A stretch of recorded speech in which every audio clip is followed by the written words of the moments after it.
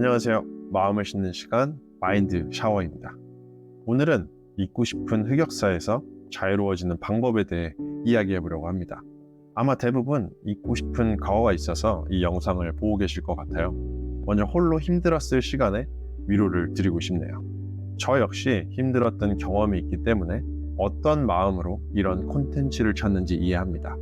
그래서 실질적으로 도움이 될 수 있는 방법을 여러 책을 찾아가며 정리했어요. 분명 흑역사에서 자유로워지는데 도움이 될 겁니다. 흑역사로 검색해보면 어차피 흑역사는 시간이 지나면 잊혀지니 다른 생각이나 활동을 하라는 조언들이 많더라고요. 그런데 정말 힘든 기억만 잊어지면 다 괜찮아지는 게 맞을까요? 잊어지기 전에 시간이 길고 너무 힘든데 그냥 버티는 게 답일까요? 저는 둘 다 아니라고 생각합니다. 다 잊었다고 믿었던 흑역사도 트리거가 되는 사람이나 상황이 있으면 다시 생생하게 떠오르죠. 10년 전 창피를 당했던 흑역사를 잘 잊고 살다가도 우연히 학교를 지나다 흑역사가 떠올라 다시 괴로울 수도 있죠. 또 흑역사가 자꾸 생각나는 건 내 의지 밖의 일입니다. 흑역사를 더 이상 떠올리지 않겠어 다짐해도 오히려 흑역사는 관심을 받아 신이 난 듯 더 열심히 머리를 헤집어 놓죠. 시간이 지나면 기억이 사라질 거라고 믿고 어떤 조치도 하지 않는 건 스스로에게 너무 가혹하지 않나 생각합니다. 그래서 오늘은 흑역사가 만들어지는 근본적인 이유에 대해 함께 고민해보고 어떻게 원인을 해결해서 흑역사에서 자유로워질 수 있을지 이야기 나눠보려고 합니다. 근본적인 이야기와 별개로 지금 당장 괴로운 흑역사에서 벗어날 수 있는 방법도 함께 준비했습니다. 과학적으로 효과가 입증된 심리치유법으로 세계적인 과학 저널 네이처에도 실리기도 한 EMDR이란 치료법입니다. 근본적인 원인을 해결해 앞으로 올 흑역사를 사전에 막고 이미 나를 괴롭히는 흑역사는 EMDR을 활용한다면 과거와 미래의 흑역사에서 온전히 자유로워질 수 있습니다. 마음을 씻는 시간 마인드 샤워. 흑역사가 자꾸 생각나서 괴로운 것은 지극히 당연합니다. 단 그 흑역사를 방치하지 않고 적극적으로 마주하는 건 역시 당연하다는 태도를 가져야 합니다. 마치 눈곱을 떼는 것을 당연하게 여기는 것처럼요. 눈곱은 눈이 흡수할 수 없는 먼지나 세포가 뭉쳐서 생깁니다. 흑역사는 정서적으로 흡수할 수 없는 기억과 감정이 뭉쳐서 생깁니다. 그런데 눈곱을 떼는 것은 아주 자연스럽게 생각하지만 흑역사는 내 손으로 직접 떼어내야 한다고 생각하지 않죠. 흑역사를 방치하는 것은 어떻게 해도 답이 아닙니다. 세 가지 이유로 설명해 볼게요. 첫 번째, 흑역사가 떠오르는 건 내 의지 밖의 일입니다. 두 번째, 오랜 시간이 지나도 흑역사를 떠올릴 트리거가 나타난다면 흑역사는 어제 일처럼 생생하게 떠오릅니다. 세 번째, 기억나지 않는 흑역사도 사실은 내 마음에 구멍을 내 우리를 부자연스럽게 만듭니다. 도대체 왜 흑역사가 머릿속에서 자꾸 생각나는 걸까요? 이번엔 뇌과학적으로 접근해보죠. 우리의 뇌는 여전히 야생 속에 있기 때문입니다. 우린 스스로를 굉장히 진보한 존재로 여기지만 우리의 뇌는 원시인의 뇌와 크게 다르지 않습니다.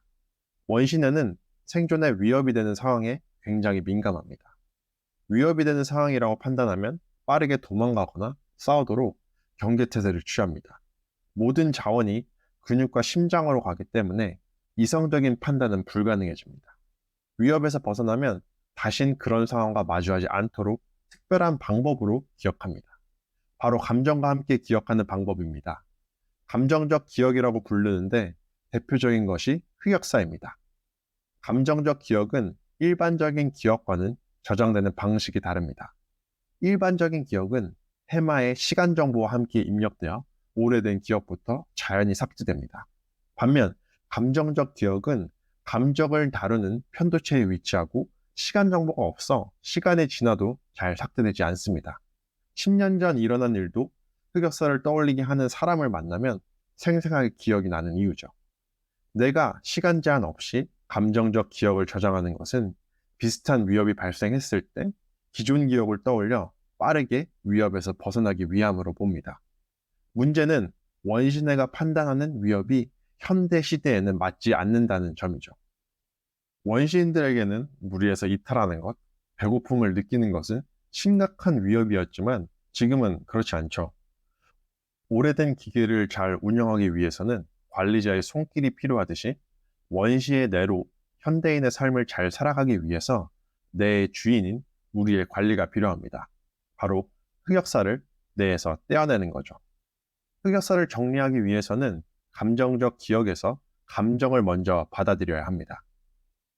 감정을 받아들이는 방법인 명상, 마음 공부 등은 어렵게 느껴질 수 있어 오늘은 조금 더 간단하고 빠르게 효과를 볼 수 있는 방법을 소개해 드리려고 합니다. EMDR 치료법입니다.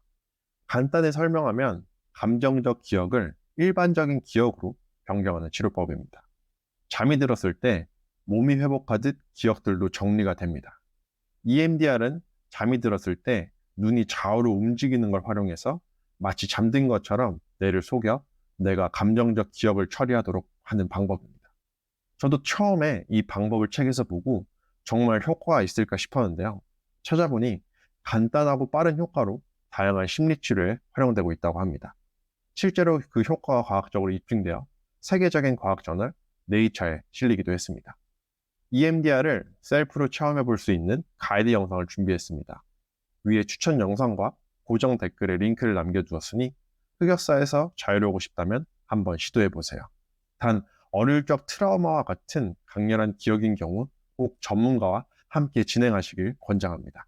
체험용으로 가이드 영상을 활용해 보시고 더 전문적인 도움이 필요하다면 꼭 전문가와 함께 진행해 보시길 추천드려요. 마음을 씻는 시간 마인드 샤워. 이젠 앞에서 예고한 것처럼 흑역사의 근본적인 원인에 대해 같이 고민해 보죠. 왜 흑역사가 생겨날까요? 흑역사의 원인을 준 그 사람 혹은 그 사건 때문일까요? 알레르기를 생각해 보면 조금 더 명확해집니다. 꽃가루 알레르기가 있다고 가정해 보죠. 꽃가루는 내 간지러움과 피곤함의 직접적인 원인입니다.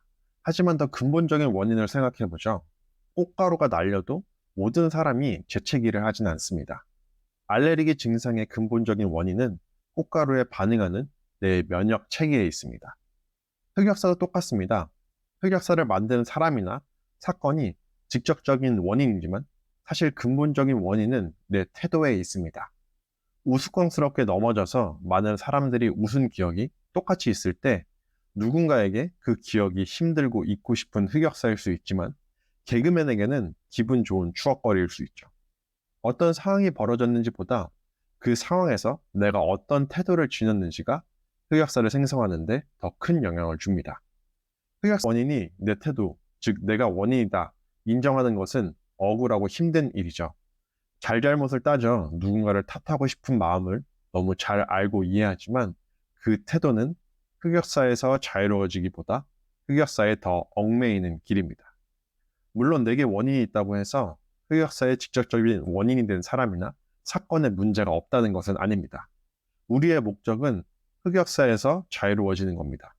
원인이 내게 있음을 인정할 때 비로소 흑역사를 해결할 능력도 내게 있음을 스스로에게 선언할 수 있습니다. 그럼 어떤 태도를 지녀야 흑역사의 원인을 해결할 수 있을까요? 수치심과 죄책감을 구분하는 태도입니다. 죄책감과 수치심은 혼동하기 쉽습니다. 죄책감이 내 행동이나 생각에 포커스되어 있다면 수치심은 내 존재 전체에 관여합니다.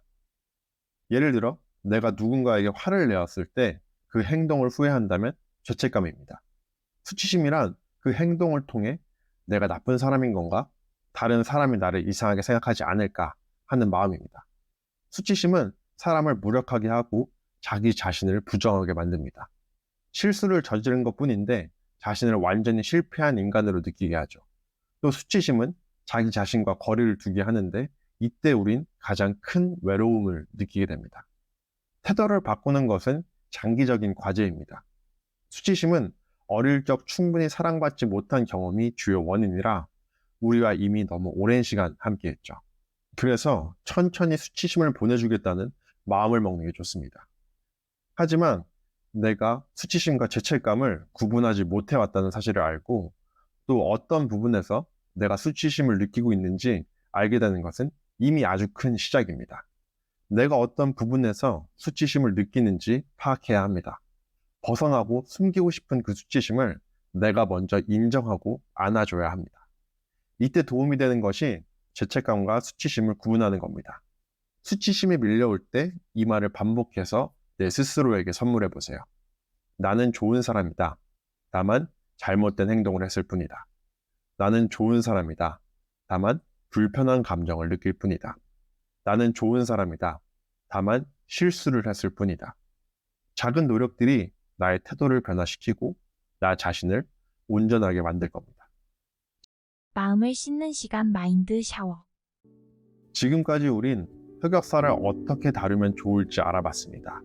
지금 나를 괴롭히는 흑역사가 있다면 EMDR을 활용해서 해결할 수 있습니다. 앞으로의 흑역사를 방지하기 위해선 근본적인 원인인 내 태도를 바꿔 나가야 합니다. 수치심과 죄책감을 구분하고 내 수치심을 받아들이는 태도를 갖춰야 합니다.